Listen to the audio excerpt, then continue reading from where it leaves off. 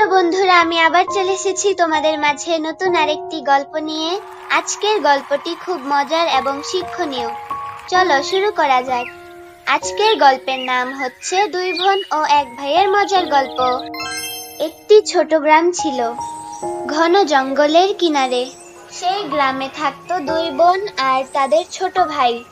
বড় বোন রিয়া ছিল খুব শান্ত স্বভাবের, আর ছোট বোন দিয়া ছিল সাহসী এবং চঞ্চল। তাদের ভাই রুদ্র ছিল সবার ছোট, কিন্তু খুবই বুদ্ধিমান। তিন ভাই বোন প্রায় জঙ্গলের পাশে খেলতে যেত। মা তাদেরকে বলতেন, এই রিয়া, দিয়ামণি, বাবা রুদ্র, তোমরা জঙ্গলের ভেতর যেও না, সেখানে অনেক বিপদ লুকিয়ে আছে। কিন্তু দিয়া সবসময় মায়ের কথা অমান্য করত।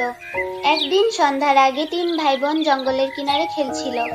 হঠাৎ দিয়া বলল, এই চলো আজকে আমরা জঙ্গলের ভিতর গিয়ে দেখি কি আছে। রিয়া ভয় পেয়ে না করতে চাইলো।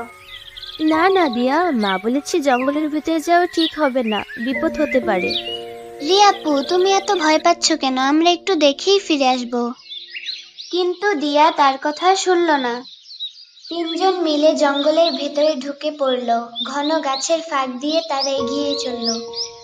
আর রিয়া বলল, দিয়া, আমরা অনেক দূর চলে এসেছি, চলো ফিরে যাই। রিয়াপু চলো না, আর একটু ভেতরে দেখে আসি। না দিয়া, ভেতরে হিংস্র জীবজন্তু থাকতে পারে, বিপদ হতে পারে।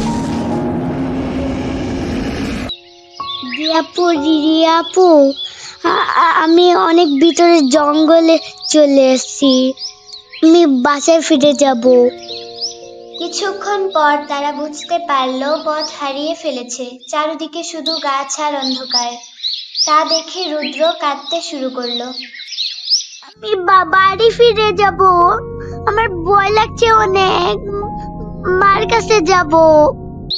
আর রিয়া বলল, এখন কি করব দিয়া, আমরা তো পথ হারিয়ে ফেলেছি, মায়ের কথা শুনলে আজ আমাদের এমন হতো না।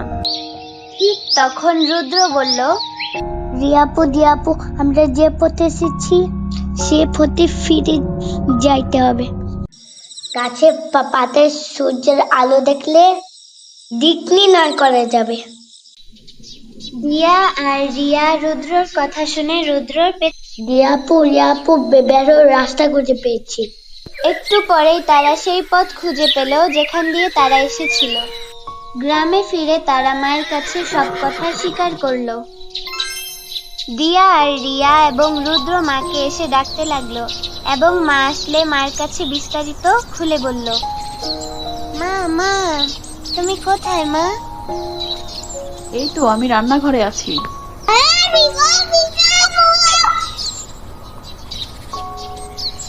আম্মু, কোথায় গেলে তুমি? শুনতে পাচ্ছ না? আম্মু তুমি কোথায়? আম্মু, এই তোমরা শুনতে পাচ্ছ না আমি রান্নাঘরে আছি? দাঁড়াও, আমি আসছি। হ্যাঁ, ডাকছো কেন বলো? এতক্ষণ তোমরা কোথায় ছিলে? মা তোমার কথা না শুনে আমি ভুল করেছি, আমাকে ক্ষমা করে দাও। আজ আমরা জঙ্গলে গিয়ে হারিয়ে গিয়েছিলাম, তারপর রুদ্র আমাদের পথ দেখিয়ে নিয়ে আসছে। তোমাদেরকে নিষেধ করার পরও তোমরা সেখানে গিয়েছো। তোমাদের তো আরো অনেক বড় বিপদও হতে পারতো। ভাগ্য ভালো তাই তোমরা ফিরে এসেছো। সাহস থাকা ভালো, কিন্তু নিয়ম মানা আরো গুরুত্বপূর্ণ। এখন বুঝতে পেরেছো তো তোমরা? বাবা মায়ের কথা শুনতে হয়, বড়দের উপদেশ মানতে হয়, তাহলে তোমাদের জন্য মঙ্গল হবে। সেদিন থেকে তিন ভাই বোন আর কখনো মায়ের কথা অমান্য করেনি। বন্ধুরা, এই গল্পের শিক্ষণীয় হলো পরিবারের কথা শোনা এবং বুদ্ধি দিয়ে কাজ করা জীবনে বিপদ থেকে রক্ষা করতে পারে। বন্ধুরা, এই গল্পটি থেকে তোমরা কি শিখতে পারলে আমাকে কমেন্ট করে জানিও। তোমরা কমেন্ট করলে আমি আরো নতুন নতুন গল্প বানাতে উৎসাহিত হব, আমার অনেক ভালো লাগবে। বন্ধুরা, পাশে থাকা বেল আইকনটি বাজিয়ে দিও এবং লাইক, কমেন্ট, শেয়ার করে দিও। ধন্যবাদ।